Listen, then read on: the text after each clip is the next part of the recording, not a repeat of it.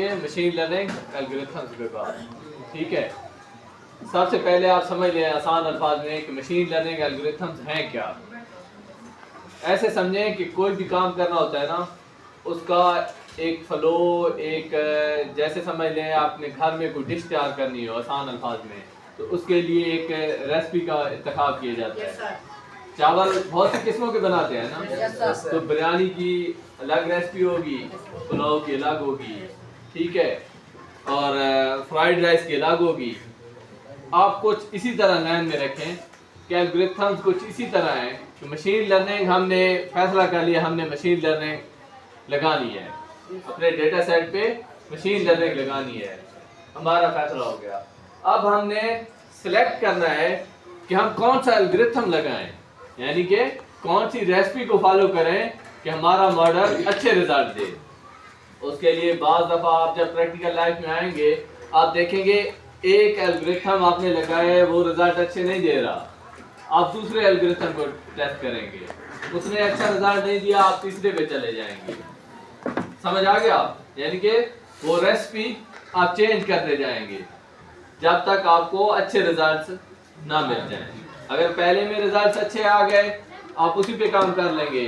बाज़ दफ़ा ये होता है कि कुछ एल्गोरिथम हम लगाते हैं, रिजल्ट अच्छे दे रहे होते हैं, लेकिन लेटेंसी का इशू दे रहे होते हैं। लेटेंसी क्या है? जैसे आप एक एल्गोरिथम लगाते हैं मशीन लर्निंग का कि हम कॉल रिसीव कर रहे हो और उसी वक्त हमें पता चल जाए कि ओरिजिनल वॉइस है या फेक वॉइस है। बहुत ज़्यादा तेज़ी चाहिए ना इसके लिए कि फौरन आपको रिजल्ट चाहिए, कॉल है आपको पता चल जाए। अच्छा, इसके लिए हम लेटेंसी बर्दाश्त नहीं कर सकते, देर बर्दाश्त नहीं कर सकते। हो सकता है आपका वो एल्गोरिथम बहुत ज़्यादा सुस्त हो जो आपने लगाया है, और इसी सुस्ती की वजह से आपके पास किसी हैकर की कॉल है और आप डिटेक्ट ही ना कर सकें, आप उसके झांसे में आ जाएं। स्पीड चाहिए ना? अच्छा, फिर हमें क्या चाहिए? वो एल्गोरिथम चाहिए जो स्पीड से काम करे। तो वक्त के हिसाब से हमें सिलेक्ट वही करना पड़ेगा जो स्पीड ज़्यादा अच्छी दे। अच्छा, बाज़ जगह ऐसी होगी कि हम स्पीड को ना बैक पे रख सकते हैं, लेकिन रिजल्ट हमें एक्यूरेट चाहिए। ठीक है, मसलन आप फोरेंसिक्स वाली टीम में काम कर रहे हैं, जहाँ एक इमेज जनरेट हुई है, यही कह लें कि हम हाई लेवल पे जनरेट हुई है, किसी वज़ीर आज़म सदर की जनरेट हुई है, और वो इतना सर्कुलेट हो गई है और आवाम में ना एक वायरल हुई है, और उसने एक किस्म का ना नेगेटिव इम्पैक्ट क्रिएट कर दिया है कि वो कहते हैं अब इसका पता लगाओ कि ये ओरिजिनल है या फेक है, ओरिजिनल है या फेक है। अच्छा, उसमें ना अब हम 1% भी चांस नहीं ले सकते कि हमारा मॉडल गलत प्रिडिक्ट कर दे। लेटेंसी अगर 1-2 मिनट की, अब वो इशू नहीं है, फौरन वाला इशू नहीं है कि फौरन ही हमें रिजल्ट चाहिए। अब 2 मिनट की बजाय 3 मिनट ले ले, 5 मिनट ले ले, लेकिन रिजल्ट हमें एक्यूरेट चाहिए। हम जो मॉडल ट्रेन करने जा रहे हैं, हमारी रिक्वायरमेंट है कि वो रिजल्ट जो दे वो ऑथेंटिकेटेड हो, उस पर कोई बात ना कर सके कि रिजल्ट इनका मॉडल अच्छा नहीं था, ये रिजल्ट पहले भी कहीं किसी जगह इसने रिजल्ट कंप्रोमाइज कर दिया है, ये बात कोई ना कर सके, ये बात कोई ना कर सके। ठीक है? अच्छा, तो अब हम मॉडल लेटेंसी बर्दाश्त करेंगे, लेटेंसी बर्दाश्त कर सकते हैं, लेकिन रिजल्ट एक्यूरेसी पे कंप्रोमाइज नहीं होगा। समझ आ गया? 2 डिफरेंट सिनेरियो सबको समझ आ गए। इस वजह से हमारी चॉइस एल्गोरिथम की बाज़ टाइम डिफरेंट हो सकती है केस सिनेरियो के हिसाब से। ठीक हो गया? अच्छा, अब सबसे पहले जो नाम आता है जब भी आप मशीन लर्निंग एल्गोरिथम्स का जिक्र देखेंगे ना, सबसे पहले आपको लीनियर रिग्रेशन का नाम मिलेगा।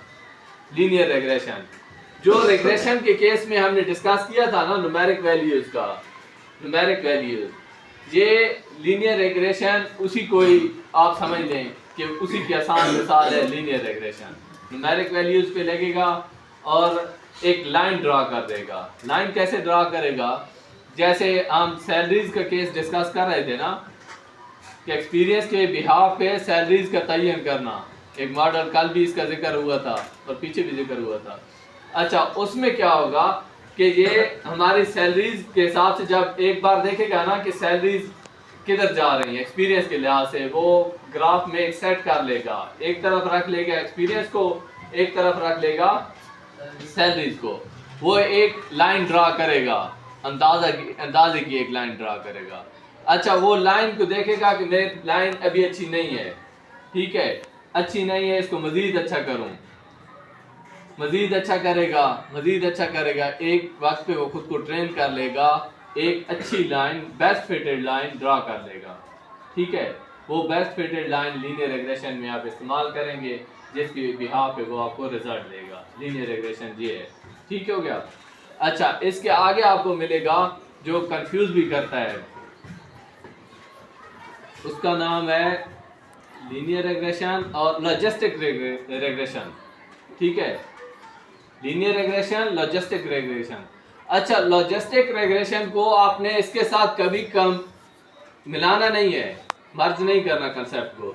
लॉजिस्टिक, हर चीज के पीछे एक लॉजिक होती है, सुना है ना, हर चीज के, इसके पीछे आपकी क्या लॉजिक है, लॉजिक ये उससे निकला है। अच्छा, वो पीछे वाली लॉजिक को आपने इस तरह ध्यान में रखना है कि हाँ या ना, लॉजिस्टिक में आपको हाँ या ना जाना पड़ेगा, ठीक है। लॉजिस्टिक रिग्रेशन को आपने ज़हन में यही बिठाना है कि ये रिजल्ट देगा हाँ या ना में। अब दो रिजल्ट है, हाँ या ना। हाँ या ना किस में आएगा, क्लासिफिकेशन में, हाँ या ना क्लासिफिकेशन में आ जाएगा। अच्छा, क्लासिफिकेशन में आ गया तो इसको आप ज़हन में बिठा लें कि इसका लीनियर रिग्रेशन से या रिग्रेशन प्रॉब्लम से कोई लेना देना नहीं है। समझ आ गया सबको, हाँ या ना में जाएगा लॉजिस्टिक रिग्रेशन। दो कंसेप्ट हो गए। अब इसके बाद आता है डिसीजन ट्री। डिसीजन ट्री भी उसी तरह ही काम करता है। डिसीजन ट्री इस तरह काम करता है, ये भी इस तरह काम करेगा जैसे आप मल्टीपल क्वेश्चन करते हैं, किसी से मल्टीपल क्वेश्चन करते हैं ना, किसी भी चीज के बारे में आप इंफॉर्मेशन सेव करना चाहते हैं तो आप कहते हैं अच्छा बिल्ली की मिसाल ले लें कि बिल्ली किस तरह की होगी, बिल्ली बनावट किस तरह, इंसान से मिलती है नहीं मिलती, बिल्ली चार पाँव है, अच्छा पूंछ भी है, कान खड़े हैं, कुछ चीजें वो खुद से सवाल करता जाएगा, लेकिन हर जगह पे वो दो ऑप्शन सेलेक्ट करता जाएगा। बुनियाद होगी एक के एक चीज पे उसने सवाल उठाया है ना, वो आगे उसके दो शाखें बना लेंगे, दो क्वेश्चन, यही समझ लें कि हाँ ना पे चलेगा या कोई से भी दो सवाल, दो पाँव है चार पाँव है नीचे आ जाएगा। अगर दो पाँव है तो इस तरह वाले मजीद क्वेश्चन करेगा, चार पाँव वाले हैं तो फिर इस तरह, मसलन दो पाँव वाला है तो दो पाँव में इंसान आता है, बंदर भी दो पाँव पे चल सकता है, उसकी तस्वीर भी हो सकती है ना इस तरह खड़ा हो। अच्छा, फिर आगे आ जाएगा कुछ और मिसालें, भालू भी खड़ा हो जाता है तो इस तरह वाले क्वेश्चन पे आ जाएगा। अगर चार पाँव वाला है इनको छोड़ देगा, इस तरह वाले पे आ जाएगा। चार पाँव में कुत्ता है, कुत्ते वाले पे आ जाएगा, कुछ और क्वेश्चन जैसे आगे लेगा, ठीक है, समझ आ गया। इसको क्या बोलेंगे, डिसीजन ट्री के ट्री की शक्ल में सारा ये अपने आप को ट्रेन करेगा, ट्रेन भी इसी ट्री की शक्ल में वो खुद को करेगा और इससे और प्रॉब्लम्स वो मुख्तलिफ प्रॉब्लम सॉल्व करेगा। ये कंसेप्ट आप याद रखना, ट्री की शक्ल में है, इसको डिसीजन ट्री कहेंगे। सबको क्लियर हो गया। अच्छा, एक चीज और आगे आएगी, नैव बेस उसको बोलते हैं, नैव बेस। अच्छा, नैव बेस में क्या होता है कि वो देखते हैं कि एक चीज के साथ ना दूसरे की प्रोबेबिलिटी कितनी है। प्रोबेबिलिटी पढ़ी है मैथ में, मुतवक्के कोई चीज कितनी हो सकती है। अच्छा, मसलन ये है कि आदिल स्कूल आए, कितने परसेंट आपको यकीन है कि वो मैथ की क्लास लेगा, ठीक है। अच्छा, अकील स्कूल में आए, कितने परसेंट चांस है कि वो लैब में मिलेगा। रेशो है ना। आप किसी भी टीचर को ढूंढने निकलते हैं तो जहन में एक सवाल होता है कि कितने परसेंट चांस है ये मैं पहले इसको किधर सर्च करूं, ज़हन में आ जाता है ना। वो क्या है, एक चीज को आपने सर्च करना है तो उसके लिए दूसरी चीज के साथ मिलाते हैं कि इसके साथ इसका कितने % चांस बनता है। ठीक है, उसी तरह और केस देख लें कि एक आदमी जिसकी एज ज्यादा है तो कितने % चांस है कि इसकी सैलरी 1 लाख से ऊपर होगी। समझ आता है ना, देखने से भी नजर आता है। ये इसको क्या, इस केस को क्या बोलेंगे, नाइव बेस।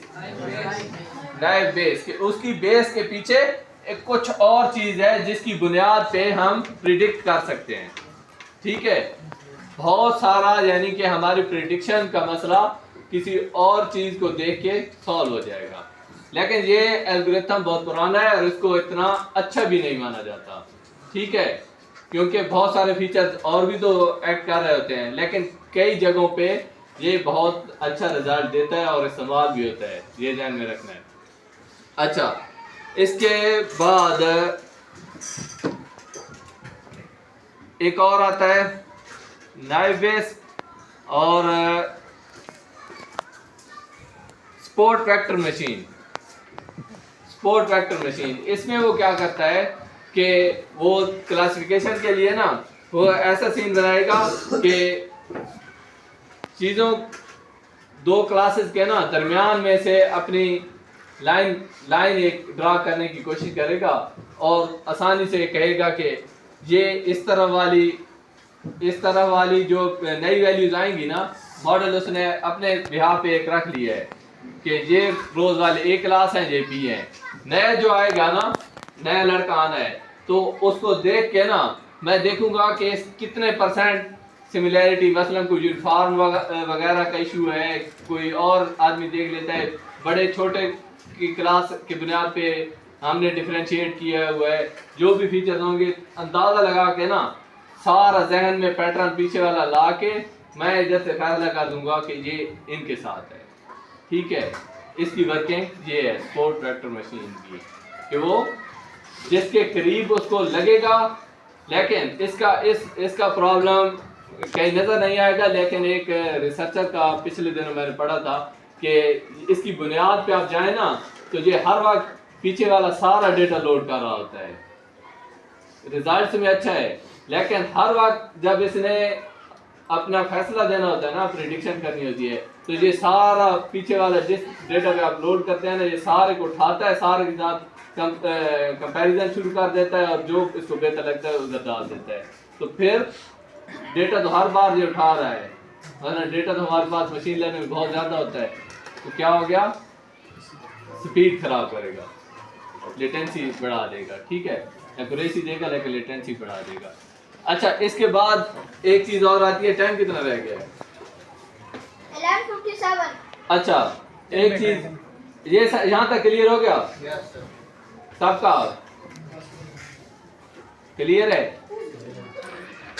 क्लियर है? किसी का कोई मसला है तो बता सकते हैं। बताएं। चलें यहाँ इसको क्लोज करते हैं। कल ना इससे आगे आएगा डीप लर्निंग। ठीक है, डीप लर्निंग असल में उन्होंने मशीन लर्निंग से अलग टर्म यूज कर दी है वो डेफिनेशन मशीन लर्निंग की अंदर ही आती है, डीप लर्निंग की, वो इसी का ही पार्ट है। उसमें भी हम डेटा दे के कंप्यूटर को सिखाते हैं, लेकिन उसमें उन्होंने जो पैटर्न फॉलो किया है ना, वो एग्जैक्ट माइंड के न्यूरॉन्स का जो सिस्टम है ना, इंसानी दिमाग का जो पैटर्न है, न्यूरल सिस्टम, इसको फॉलो करके उन्होंने अपना एक आर्टिफिशियल न्यूरल सिस्टम बनाया है डीप लर्निंग में। तो इसलिए उसको इसकी एक छोटी शाख बना के अलहदा पेश किया जाता है। ठीक है, ये बात ज़हन में रहेगी। मशीन लर्निंग एल्गोरिथम पहला था लीनियर रिग्रेशन। ठीक है, लीनियर रिग्रेशन था, लीनियर रिग्रेशन वही है, न्यूमेरिकल वैल्यूज पे आप लगाएंगे, ये एक अपनी समझ के लिए एक लाइन ड्रा करेगा फास्ट में, उसको लगेगा कि ये अभी मेरी एक्यूरेट नहीं है लाइन, वो खुद अंदर आपको नजर नहीं आएगी वो लाइन, वो खुद उसको एडजस्ट करके फाइनल करेगा, जो बेस्ट फिटेड लाइन अपनी जो बनाएगा ना वो आपको शो करेगा और उस पे आपने एक्यूरेसी टेस्ट करना है। समझ आ गया? कंसेप्ट समझ आ गया? बाकी डिटेल प्रोग्रामिंग में आपको एआई से करवाएंगे। अच्छा, कंसेप्ट क्लियर होगा। आप जब प्रोग्रामिंग में जाएंगे ना, प्रोग्रामिंग हम एआई से लेंगे, लेकिन कंसेप्ट क्लियर होने की वजह ये होती है कि आपको पता चल जाता है कि ये यहाँ भी गलती कर सकता है। आप एआई से डिस्कस तभी कर सकते हैं ना जब आपको क्लियर हो कि ये एल्गोरिथम वर्क कैसे कर रहा था। ठीक है, जैसे सपोर्ट वेक्टर मशीन की बात मैंने कर दी, तो जिस जगह आपको एक्यूरेसी हाई चाहिए और लेटेंसी बर्दाश्त कर सकते हैं, सपोर्ट वेक्टर मशीन लगा सकते हैं। लेकिन अगर आपको 1 सेकंड की भी लेटेंसी बर्दाश्त नहीं है, 1 नैनो सेकंड की लेटेंसी बर्दाश्त नहीं है, आप क्यों उसको लगाएंगे? आप तो फिर बैठ जाए ना उधर, उसके वेट करते रहें। ठीक है, ये चीजें आपने डिसाइड करनी है। अच्छा, उसके आगे क्या था दूसरे नंबर पे? Linear regression, logistic regression. Logistic regression में रिजल्ट होगा हाँ या ना में। ठीक है, हाँ या ना में। लीनियर वही है, रिग्रेशन का जो केस पड़ा है ना वो लीनियर रिग्रेशन है। ठीक है, यही ध्यान में रखें।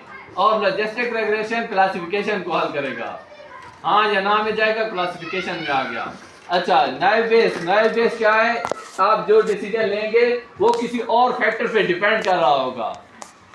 इसकी एग्जांपल कि आपने एक उस्ताद को तलाश करना है, आपको पहली बार पता चल गया है कि वो स्कूल में आया हुआ है। अच्छा, पहला फैक्टर हो गया स्कूल में आना। तलाश करने के लिए पहले आप क्या देखेंगे कि वो स्कूल में आया है या नहीं।